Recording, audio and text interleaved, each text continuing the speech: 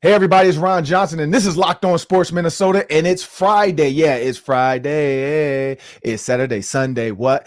I actually realized it's not just a Kids Bop song. That's a real song the Kids Bop just remade. So I'm good. I'm glad to know it's a real song. I posted on my Instagram today when I made my kids because it's Fat Waffle Friday also. So figured out it's a real song. Good to know that. But I'm Ron Johnson. We got Reggie Wilson from Care 11 joining us. He's going to talk about how to help kids with food insecurities. We'll bring that up later in the show, and you'll get it. And Julia's a part of it too. Julia Daniels from Care 11. She's also trying to help support kids and food insecurity. So it's a battle to the death, or maybe just to the life. I don't know. And then we got Sam Ekstrom from Locked On Sports Minnesota, the basketball party, the football party. Sam Ekstrom does it all. On the road, it looks like, for hockey, because that's what Sam does. Sam does hockey, but no hockey talk today. We got a lot of topics, though. There's a lot going on. Top of the order, we already know there's a lot of Vikings news to get to. We're not going to TMZ it, though. We're going to stay away from the petty. We're going to give you just the news, but we got to lock into these topics today. What you got for us, Reggie? Anthony Edwards, he's been going off, but is it enough to put him in that MVP conversation? We'll talk about it. And I got to see the Caitlin Clark in action this week. We'll talk about her visit to Minnesota and her impact on sports. And I'm coming to you from a hotel room in Houghton, Michigan. We got a lot going on today. Care 11 food fights. Reggie's dog is on Julia's screen. And Ron making fat waffles on Instagram. But we're going to talk about the Gophers basketball team amidst all of the craziness. And we have to talk about Alexander Mattison. It was fun while it lasted. Alexander Mattison behind Dalvin Cook did a great job. But then when they gave him the starting role, didn't really work out the way the Vikings thought it would work out. I'm pretty sure Alexander Mattison wasn't happy how it worked out, but now the Vikings have moved on. We'll talk about that as well as the combine, because some interesting little things said by Kwesi and KOC, different from years past of old regimes. We'll talk about that and much more coming up on today's show. But today's episode is brought to you by FanDuel. Make every moment more. New customers, join today and you'll get $150. That's $150 in bonus bets for your first $5 or more if you win. Just visit FanDuel.com/locked-on to get started. And seriously, people, I keep telling y'all, just go with the Timberwolves. Now, here's the problem, though. If you take them to cover and it's a big number, be careful, because their fourth quarters aren't always what they should be. But if you just take them straight up, money line, I want the Timberwolves, you probably have a 95% chance of winning right now. There's some terrible teams coming up, like the Rockets. Bet them versus the Rockets, $5. That'll get you $150 in bonus bets. Again, visit FanDuel.com/locked-on to get started. Well, let's jump into today's show. As I said, Alexander Mattison is no longer a Minnesota Viking. It is tough. I remember those days of getting that call from my agent. Hey, it happened to me twice. I got cut by the Ravens and I got cut by the Bears. And so I know that's a tough conversation to have, but the difference, I was injured. So I knew I had to leave the Bears. Alexander Mattison, there's some bonus behind his, because he's going to get a chance to be either a starting running back for somebody or a backup for somebody, because we know as a two-punch running back, that 1-2 punch, he was really good. But let's start with you, Reggie. What are your thoughts on that when you first heard Alexander Mattison was out the door? Yeah, I mean, it kind of made sense. It seemed like they were headed toward a situation where they were going to try to figure out what they were going to do at the running back position. And at the number that Mattison was given, it wasn't necessarily like a high number. You know, I think he was due a $2.75 million guarantee if he was still on the roster past March 15th, and they saved $3.35 million by cutting him. And so it's like, you know, that's not crazy money, but I think with the production that he had and with the production that they had in the run game for the second year under Kevin O'Connell, I think they need to kind of figure some things out. I remember when Zach Taylor got to Cincinnati and he struggled with the run game, even though he had Joe Mixon back there. And I think it was after his first season, he was just like, you know what? I'm going to rip this up. I'm going to rip the whole run game up. He hired a new offensive line coach that came back from the Marvin Lewis days. He came back to kind of run his scheme there from the Cowboys. and the run game started to take off. I think Kevin O'Connell, needs to kind of reimagine and rethink how he does the run game, because it just doesn't work. I think we saw for the second straight year guys getting touched by the defense behind the line of scrimmage way too often. And, I think they made such emphatic comments about Alexander Mattison in training camp last year, going back to Wes Phillips. I don't think people really understand how good this guy is. And then they get to the season and it's like, oh, so much for that. And the production was also a little jarring because we saw what he can do, like you said, Ron, as that 1-2 punch with Dalvin Cook. But then when he was given the keys to the car, it was just like, I don't know. It just didn't feel like he ran the same. It didn't feel like his vision was there. It didn't feel like he was really, he had some drop passes that was kind of uncharacteristic. Maybe he was just like in his head too much. He was pressing a little bit too much because he knew that he was the top guy. And, give it to Kevin O'Connell. He decided, like, for better or for worse, I'm riding with this dude. And, fans were a little exasperated. They were tired of it. They were like, look, can we go with Ty Chandler? Can we, they traded for Cam Akers and he tore his Achilles and that didn't work out. But it just seemed like something was going on there where he just couldn't get the type of production that anybody was expecting. So this move makes sense. You hate to see it because Mattison is such a great guy, but I think from a production standpoint, they got to get more from that run game. Yeah. What do you think, Julia? I couldn't agree more. I think back in November, I did a comparison between Ty Chandler and Alexander Mattison, and Ty Chandler was able to do more with less. So it was telling then. I think if you go back and you look now, it would be the same thing. I think it was something about like his edge was gone this season. Maybe it's because, I don't know, like you said, Reggie, people get in their head about these things. And when you're not vying for that RB1 spot anymore, maybe that has something to do with it. I don't really know what was going on. It was an uncharacteristic season for him, but when they brought in Cam Akers, obviously he got injured, but that was telling as well. I think we were all kind of like, okay, so maybe their confidence in Alexander Mattison isn't as high as we thought it was. But it's not surprising to me that they're moving on. The only problem with Ty Chandler is obviously pass block because he's smaller than Alexander Mattison and Cam Akers is. But I think that we saw more from Ty Chandler as a smaller running back this season, and he was way more explosive than Mattison was. So yeah, this is not surprising. Like you mentioned, Reggie, the money thing too, it helps save a little bit of money. And I'm not terribly surprised. You hate to see a guy like Alexander Mattison because when you're in the locker room, he is really one of the nicest guys that you could talk to in there. You hate to see him go, but you wish him the best somewhere else. I think it just wasn't working with the Vikings anymore. Sam. Yeah, I'm very intrigued to see if this was about the price or the player.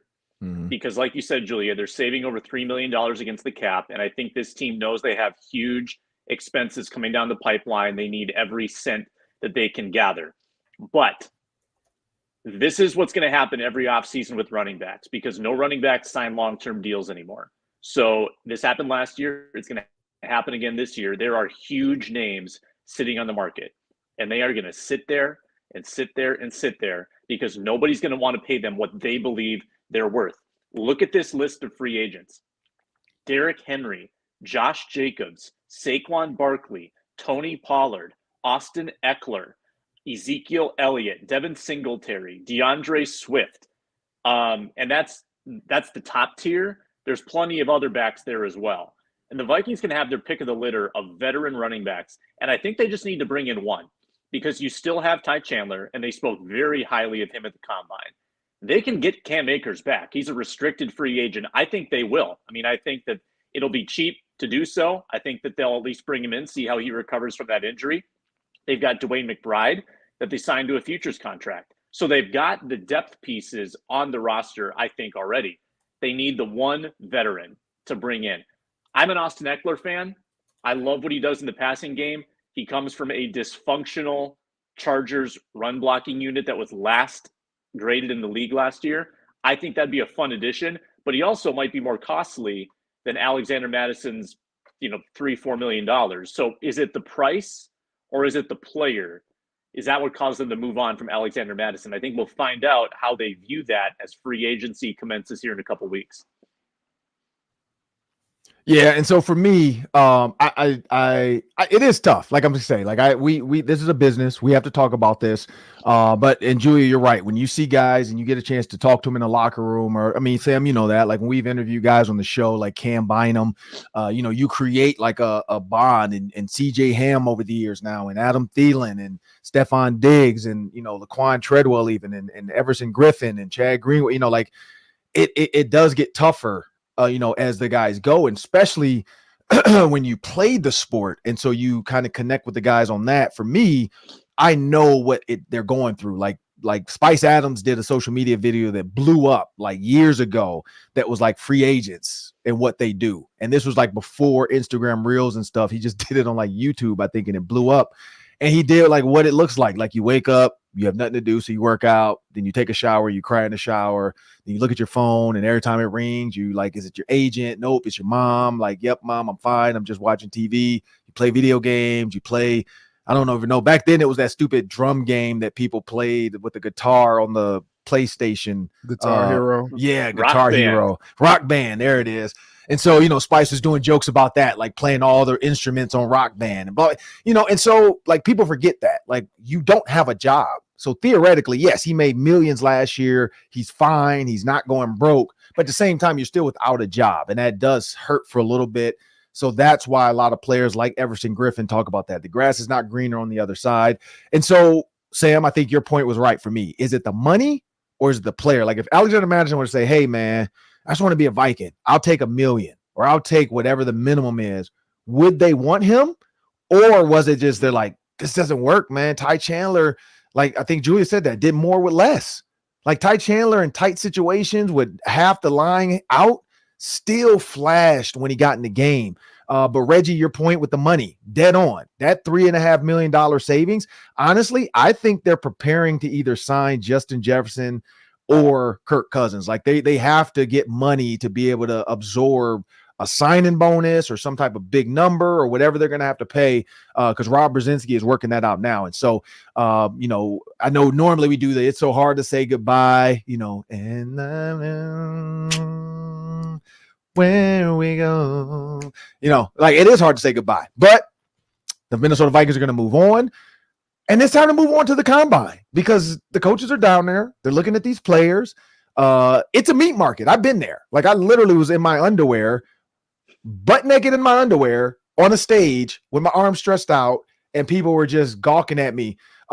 Which, I'm not going to get into that, but I know we've seen some Instagram comments and Twitter comments from players that might not mentally be right, but they are onto the right. Like they have the right idea about what they're saying about how some of these players are treated. And that's why a lot of players opt out of some of that.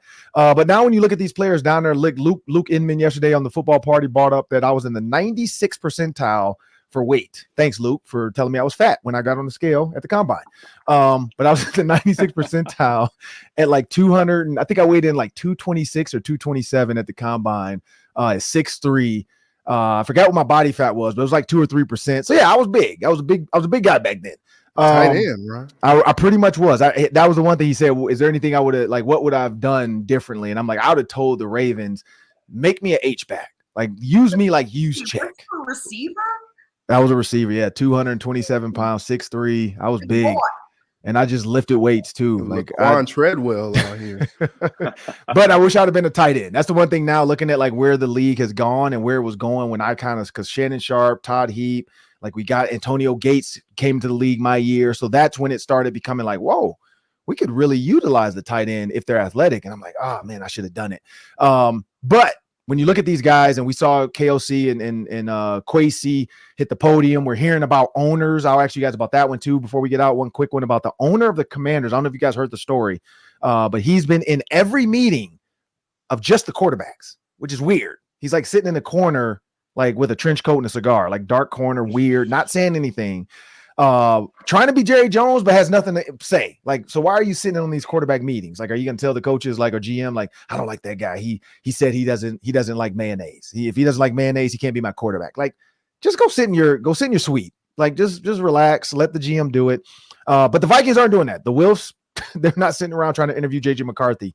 But is there anything from the combine, Sam, that you heard or you thought about or you saw that you want to talk about?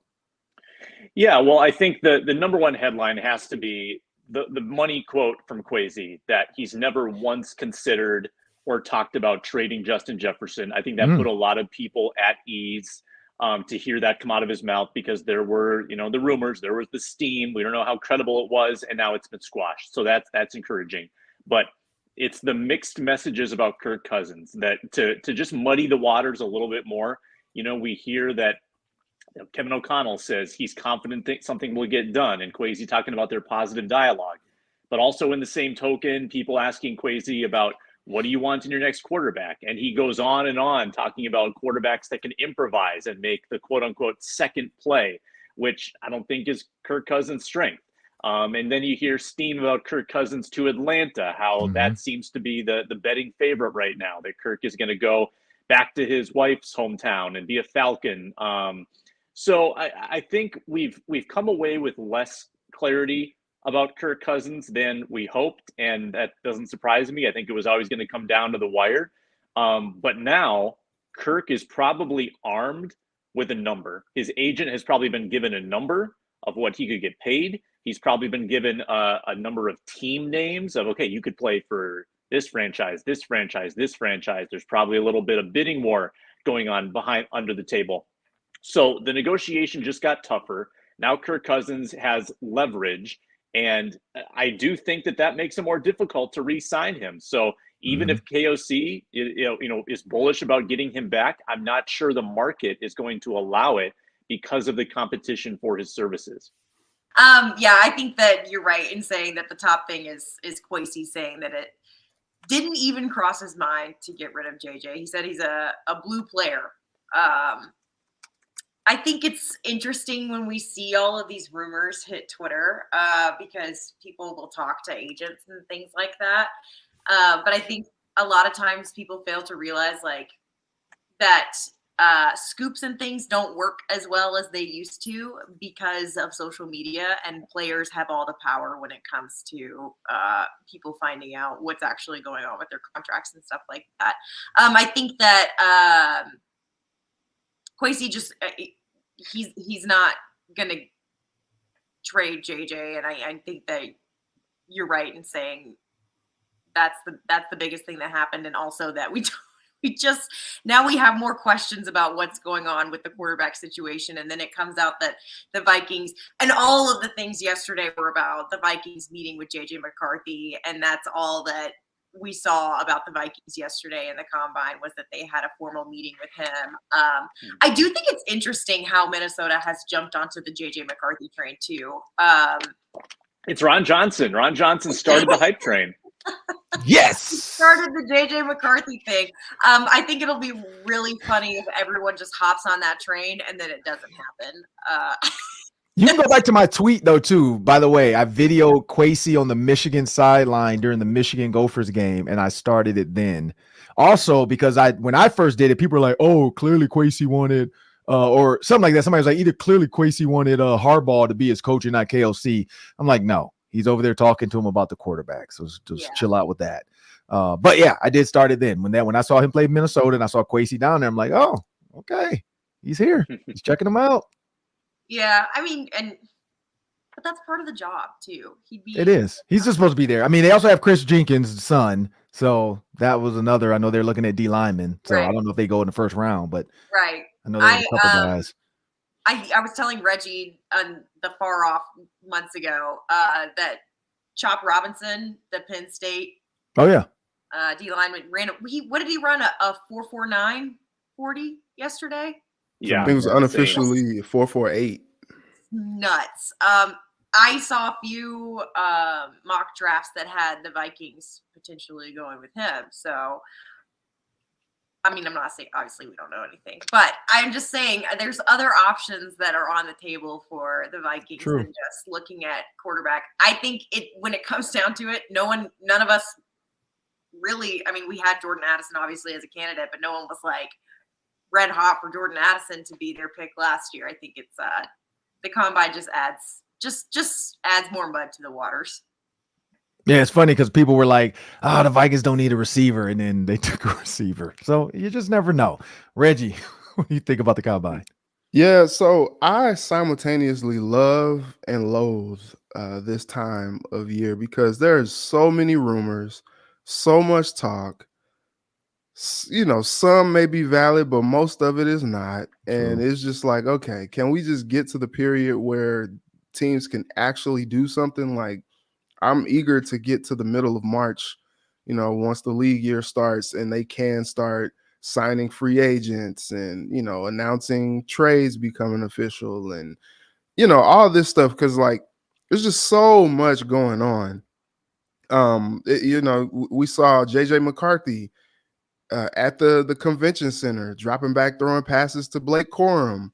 And everybody's just like, but what does it mean? And everybody's like, oh, if he can't just like fire it and hit a stationary guy across the hall, then how is he going to be accurate as a passer in the NFL? And it's just like, oh, shut up, everybody already.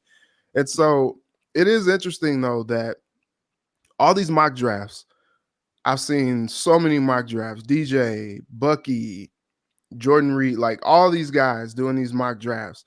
And none of them that I've seen have the Vikings taking a quarterback at 11. All I see is edge guys. I've seen some offensive linemen as well, but I'm like, they're not gonna. That's not what you do. But I see edge guys, whether it's Verse or Chop, and to their credit, some of those guys really showed well yesterday. What was it? T'Vondre Sweat, that dude can move, man. Like, to be 300 plus pounds, like, these guys are some freaks. Back in the day when Dontari Poe was doing what he did at his size, everybody was like, oh man, this dude is crazy. And he parlayed that to a first round pick. So I think it's interesting. The Vikings are definitely doing their due diligence, but like everything is muddy at this point because like, yeah, you got the mock draft saying that they might take an edge guy, but then Kwesi and KOC come out and they're like, yeah, but we want to sign Kirk Cousins back. And then it's like, oh, but all these quarterbacks that are coming through at the combine, in that fine print, you're seeing that the Vikings are taking meetings with them as well. And so it's like, what is it? And obviously it's just them doing their due diligence, but it's like, man, could we see them trade up in the top 5 to get a guy that they want? I feel like taking McCarthy at 11 I just feel like that's too high for him. I feel like you're reaching at that point. And so I'm not really sure, but I think from what I've seen, Caleb obviously is going to be that top guy. My draft crush, I was talking to Julia yesterday, Michael Penix Jr., but all these mocks are having him like dropping even some out of the first round. And it's just like, wow, okay. But I think, one of the best players in this draft, quarterback wise, is Jaden Daniels. And he came in, he's a little slight, it's 6'3", it might be 205, soaking wet, but like he can bulk up, but he has the skill set. I saw what this dude can do against my Missouri Tigers. They were up by double digits on LSU, and he just single-handedly brought them back to win that game and give my Tigers their first loss of the season. So I like what I see from that guy, and I think he's probably going to be the second quarterback taken off that draft board. But then you got them signing, Josh McCown as a quarterback's coach, and everybody's like, oh, well, he coached Drake May in high school, and there's just so many things this week, and you just kind of want to unmuddy some of it, and that's just not what this time period is for. But when I go into running backs, because I know that's what we're talking about, like that was one of the things I wanted to hit on quick. Here's some names to keep in your mind, people. Going into this draft, I'm going to be selfish and say Bucky Irving from Minnesota, went to Oregon. He's not Alexander Mattison. He's more like Dalvin Cook. He's a between the tackles runner that can also spread out, run routes. Or in Oregon's offense, he was extremely dynamic. If KOC really wants to have an air raid attack with the running back and treat it like the 49ers, Bucky Irvin's your guy. You also have, we saw Blake Corum at Michigan was a beast. And then there's a guy that looks like he's on steroids or Thor's like illegitimate son, and Thor got a black woman pregnant, and Braylon Allen out of Wisconsin. I don't know if you've seen the pictures of Braylon Allen, but the kid reaction. He's the dude, man. He's the dude. I know it was my Thor comment. I know, Reggie. I know. But you know who also got a black woman pregnant and has a really good son? Brian Urlacher. So, hey, you never know. It works. Yeah, Brian Urlacher's son is one of the top athletes where he's at, I think, in Texas. I don't know where you were going with that. Yeah, Urlacher got, forgot the girl's name. She was a track star out of like Texas or TCU, and Urlacher, that was his girl for a little bit. She had a baby, and now he is coming out. So, you know, Braylon Allen looks like Thor could be his daddy. Like his traps, his arms, his shoulders. He does remind me a little bit of like a bigger Saquon kind of, but he has the speed. He's still so young. He is, and that's the thing too. And we always know that with Jordan Reed on ESPN, Sam, we've had Jordan Reed on, that's the one thing he talks about is getting the guy young so that when that second contract time, because when you're getting 24-year-old running backs and 22-year-old running backs, 23-year-old running backs, by the time they're 27, 28, they're done. And so this is a kid in Braylon Allen that I don't know if he's a first rounder because he was up and down with injury, but he looks the part. So that's another name that could replace Alexander Mattison and be cheap because we talked about the money. I'm not saying first round. I don't think he's 11th pick. He could be there in the second round, though, if the Vikings do want to trade back and get draft capital. Re-sign Kirk Cousins, go get you a running back, get you a backup quarterback and Keenan Slovis. That's an option. There's some other running backs out there as well that we'll talk about later. You got Frank Gore Jr. He's probably a later round pick. And then you got the kid, Mayan Williams out of Ohio State. He was decent, had a pretty good year.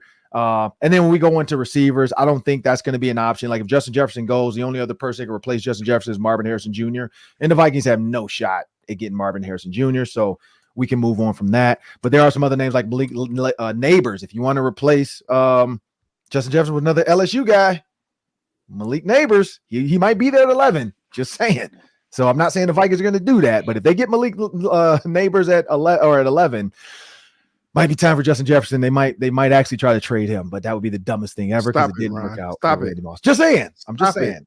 Cut it out. I'm throwing it out there because he already said he's not doing it. Cut it out. By the way, I covered Mayan Williams in high school. He's legit. He's legit. Yeah. He just didn't have like Ohio State. Just I don't know, like they were Michigan stepchild, so it was tough for them to really get over the hump. But we talked a lot about Gophers last year. Okay. Wow. Sorry. Wow. Sorry. I thought we were better than that. My bad. Sorry. Let's get the show back on the rails. But that was a lot of Vikings talk, people, a lot of combine talk. Another nugget for me, though, I did want to say, I do agree, though, Kevin O'Connell and Kwesi putting the thing to bed that we never talked about trading Justin Jefferson. I think that shuts up all the people that had sources that were saying, here's what the Vikings could trade for. Just some of the weirdest stuff ever. You don't have a source. You're just making it up to get people to like your tweet. But now it's time for a word from our sponsors. After that, though, we're going to talk about Anthony Edwards because, I mean, the dude is playing like Michael Jordan might be his daddy. So we'll talk about that. We'll talk about Caitlin Clark because, I don't know, she's somebody's mama because I don't know whose, but it might be the Gophers. She has birthed the Gophers, clearly, the way she played. What? If he's him, she can be her. So when we talk about that with dudes, it's like, hey, he's your daddy. I've seen the Christian McCaffrey holding or what's his name? Brock Purdy. Patrick Mahomes was holding Brock Purdy. Talking about Patrick Mahomes was Brock Purdy's daddy. So, hey, Caitlin Clark, she's holding all the Big Ten girls in her arms because she's their mama. But we'll talk about that much more after a word from our sponsors.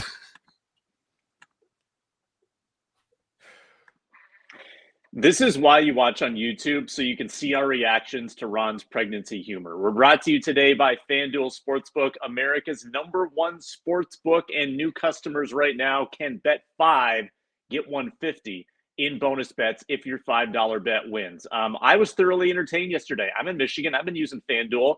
I was sweating out the Cognizant Classic Golf Tournament, had Chad Ramey as the first round leader, cashed that, and then had to sweat a 4-team NBA parlay last night.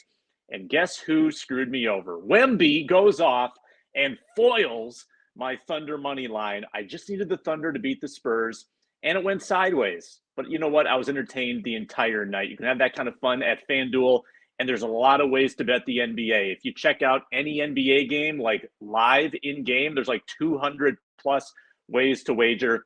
You've got special player props, live point totals, spreads. You can adjust the spreads and get plus money or minus money, whatever you want. It's a lot of fun at FanDuel. Right now, new customers bet 5, get 150, and visit FanDuel.com/lockedon to get started. FanDuel.com/lockedon. Get started today and download the FanDuel Sportsbook app. FanDuel, an official sports betting partner of the NBA.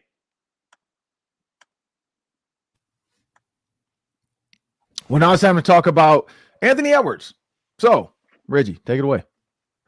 All right. So Ant is averaging 31 points a game this month. So he is clearly surging and having a lot more efficiency than we've seen from him throughout the season.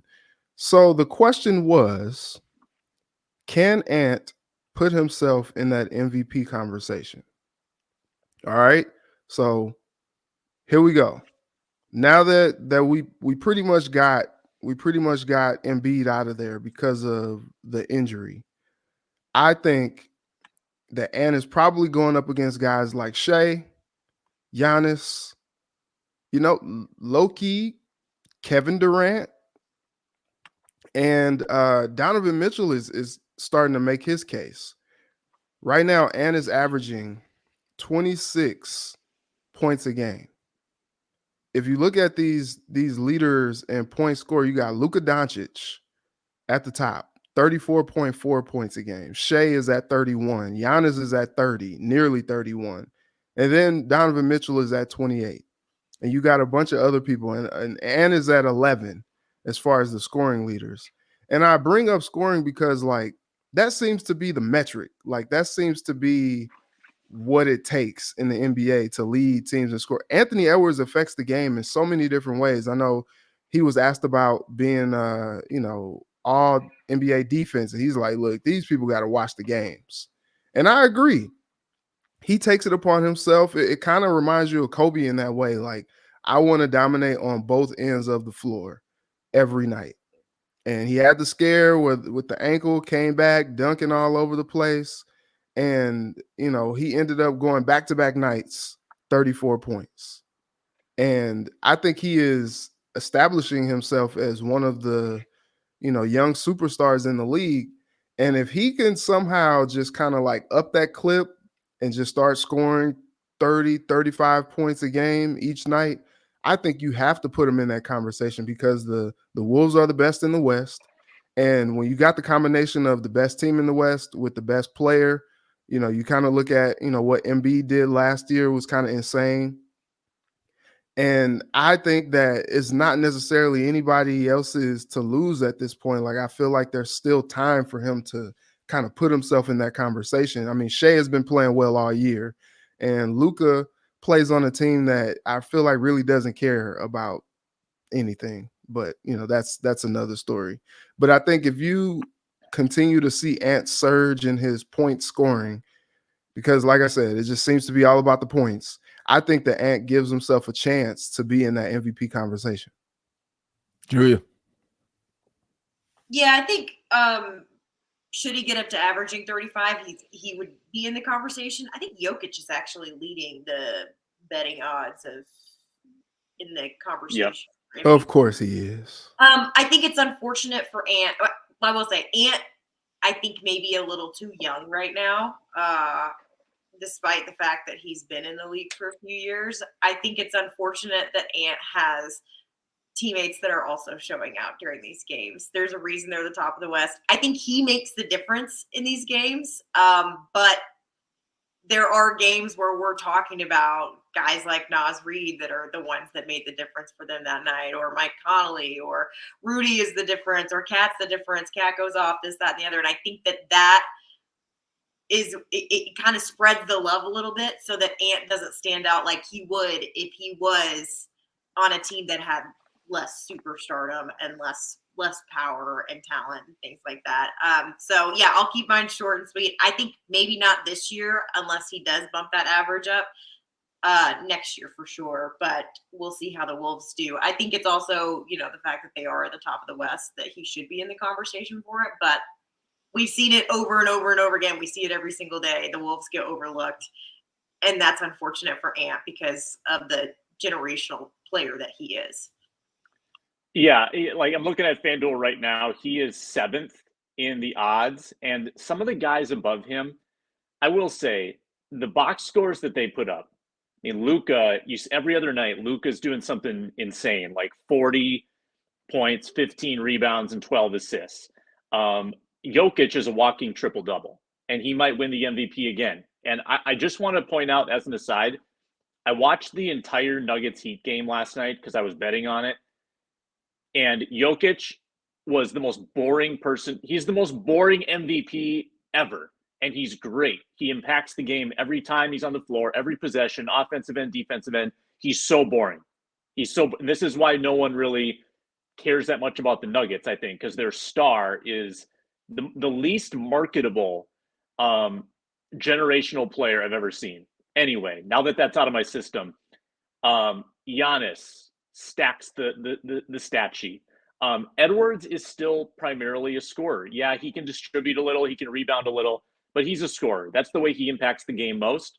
I think people are starting to acknowledge him as a defensive player, especially after the last game where he shut down Triple J and the Grizzlies. And then after the game, he said, I'm doing this all the time, but nobody watches the Timberwolves. And he's kind of right.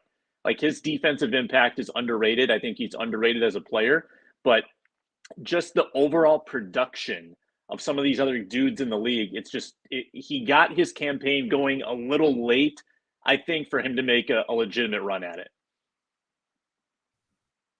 Yeah, for me, it's going to come down to this. So I was listening to Jason Tatum slander, and they were talking about Jason Tatum being an MVP candidate because the MVP, normally the leader is the best player on the best team in the NBA. And right now that is the Celtics.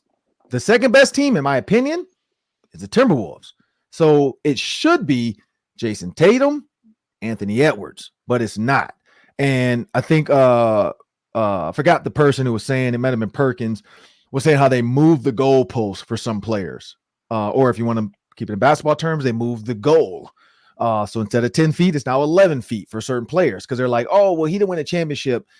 He's not the MVP, but they gave it to Joel Embiid, hasn't won a championship. They've given it to guys that have not won championships. Jokic hadn't won yet when they gave it to him, but then eventually now he won. So now he's probably going to be up there again because he won one already. I think Anthony Edwards, he should be in it. He won't be in it though this year.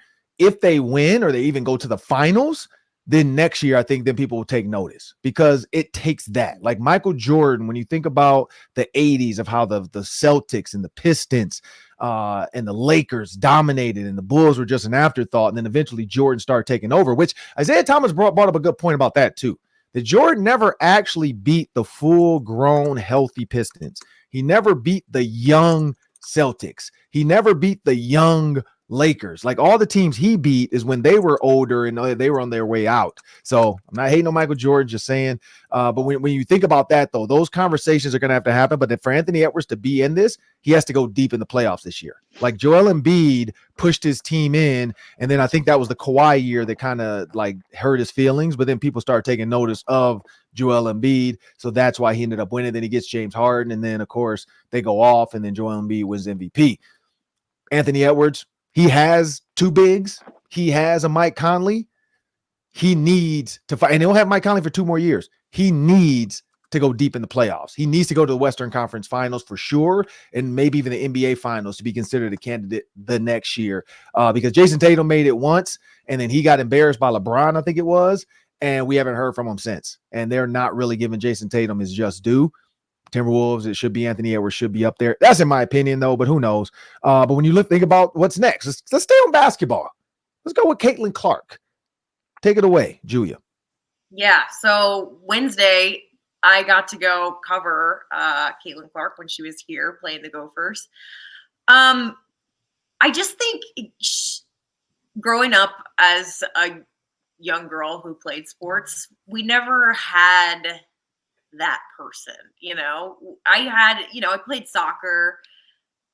So Abby Wambach maybe was kind of that for me, but there was never somebody that kind of transcended all of sports, college, everything that stood out the way that Caitlin Clark does. And I will say, you can watch her on television and be amazed, but seeing it in person and watching her just pull up from the logo, 3 times in a row and sink everything, unreal. I mean, sitting there in the press box stands with my jaw on the floor, just nothing like I had ever seen before. I think it's so incredible just as a woman in sports to see the turnout as well that I saw at the barn. And I can't wait for her to take it to the WNBA because she announced yesterday she is going to draft this year.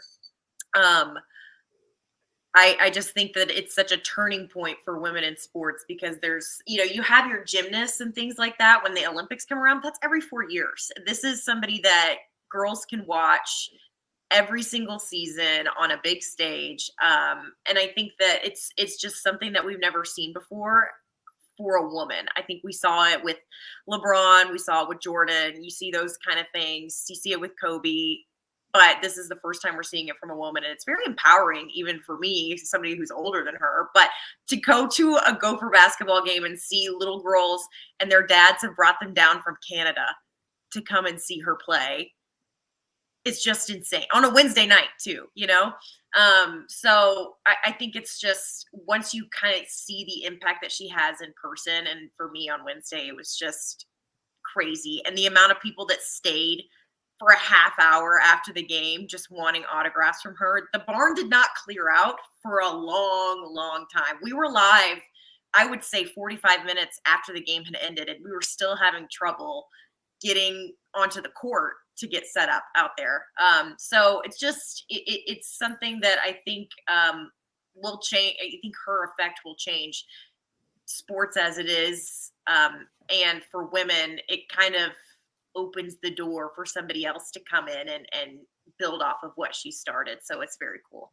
Yeah, Sam. She's a conversation starter. Like I was having conversations with people here, with the hockey team about women's college basketball yesterday. And that's not, that's, to be honest, not something that I talked to a lot of people about 10 years ago. But now there are these gravitational forces in the game, and some have gone to the WNBA, Plums, Ionescu's, and Beckers is coming soon. She's staying in college for another year, but Clark going to the WNBA. Juju Watkins will be the next Caitlin Clark with USC. I mean, there's just these stars that are radically changing women's basketball. I thought it was so cool to see the barn as full as it was. And that's the impact that Caitlin Clark has. Like the women's team does not fill that building, but Caitlin Clark does. The men's team doesn't fill the building, but Caitlin Clark does. I just think that's really cool for the game. And I do have to take the jab at Minnesota. It's classic that Caitlin Clark would play Minnesota and then realize, I'm too good for the college game now. Like I obviously need to go pro because I have mastered college basketball. When I think she scored the first 15 points against the Gophers on like some absurd 40-foot threes. Of course, Minnesota would be the team that would push her into professional basketball. Wow, Sam. Reggie.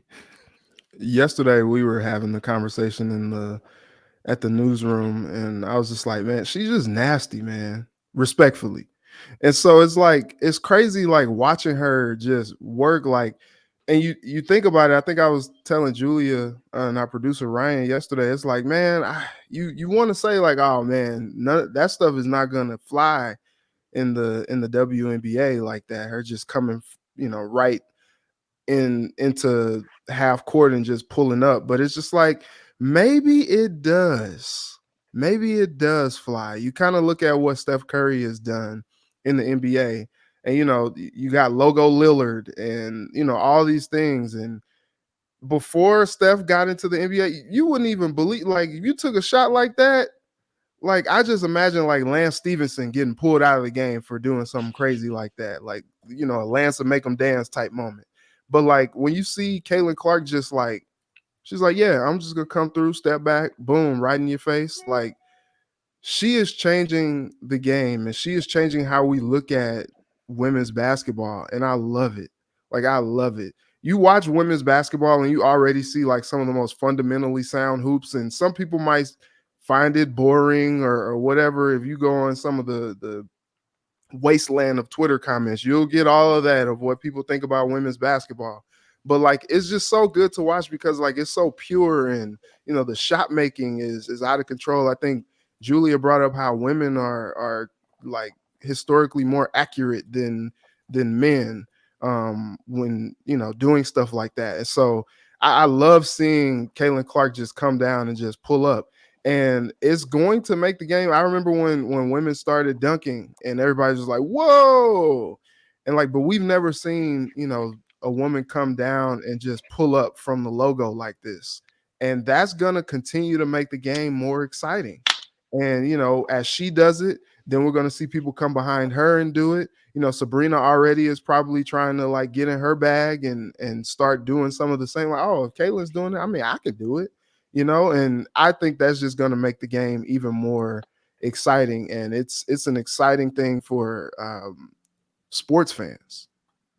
Yeah, and so for me, I agree with that. I think Caitlin Clark is what the game needed. Hopefully Paige Beckers can come back and get healthy again, because people forget how electric she was before her 2 ACL injuries, because she took UConn to, I think, the finals, if not won it, or took them to it. And so she is one of the most electric players as well. It just sucks that she's had to deal with 2 knee injuries. But when you think about the game, quickly before we get out of here, the Gophers, for me, losing by 48 too, that was just a tough way for the nation to hear about you, because everybody was going to talk about Caitlin Clark and all these teams that beat her, and all these teams, like, they can go to the committee and say, hey, we beat Iowa, we deserve to be in the big dance. The Gophers, like, how did you do against Iowa? Oh, we lost by 48. All right, next. Like, you like, it doesn't help. And so for fans, I know people were not happy with that outcome. Mara Braun forever has been saying, we want to fill the barn. We want to fill the barn. Well, you filled it, and then what'd you do? So fill the barn and then show out. And I think the Gophers are missing a person like Caitlin Clark. They're missing a speed dynamic, not just a dynamic, speed. You need a little speed. Like when you watch Maryland play, we watch Ohio State play. That's why they're able to keep up and not beat Iowa. That's why LSU moves around fast. That's why South Carolina is like ridiculous, because they have speed. The Gophers need to find some speed. They need to recruit some speed, because the little girl from Wisconsin that went to, I think she went to, Hardin High School or something, or Como, I think Como Park High School in Minneapolis, St. Paul. She walked on at Wisconsin. I know she's 5'4", but she's now giving them bonus minutes, and she's quick. Gophers missed out on her. So that to me, stuff like that, you got to recruit speed. Forget all these girls that are putting up a ton of points. Like, you're not going to get, I'm guessing Chad Greenway's daughter is going to Iowa. So you got to find some speed. But that 48 points, did you pinch her? Did you at least pinch Caitlin Clark? Like, bumper, banger, do something. Like, you got to pinch her. You didn't even pinch her. She didn't even know you were there. Like Sam said, she was just shooting on air and having fun from the M. She looked at Goldie was happier to see her than he was his own team. But before we get out of here, we want Reggie to kind of tell us about this food fight with KARL-11. Okay, real quick. So 7.5 million people were, or 7.5 million times were the number of times that people had to turn to food shelves and food pantries last year for food insecurities. And so at KARL-11, we have started, as of yesterday, going until March 28th, we started the food fight. And I am the leader, if you will, of Team Reggie. There's Team Bell, Team Randy, Team Julie, and Team Reggie. And so help me in this fight for food for food insecurity across the Twin Cities and Minnesota. We're teaming up with the Salvation Army to collect donations and also raise money to help for families in need who are facing food insecurities. It's a great initiative that we haven't done in a few years, and so we're bringing it back. And so I'll share the link once we post the show where you can go to donate to Team Reggie. Julia is on Team Bell. If you want to donate to that little team, whatever. Team Reggie is the winner. Okay, we want to win this thing and show the Twin Cities that we care about those who are in need of food. Julia, you got anything to say about your little team? Yeah, if you don't want to give to Reggie's team, give to Bell's team, because then it goes towards my team. And I thought Julia had a ponytail for a minute, but then I realized that was the dog. I thought she had the Beyonce going since Beyonce has her new album out. But I'm Ron Johnson. That's Sam Ekstrom. That's Reggie Wilson. And this has been Friday's Roundtable on Locked On Sports Minnesota. Make sure you find Locked On Sports 24/7 on our YouTube stream for your favorite Minnesota sports shows around the clock. It's Vikings, Wild, Wolves, Twins, and Gophers all hours of the day. And of course, have a great weekend.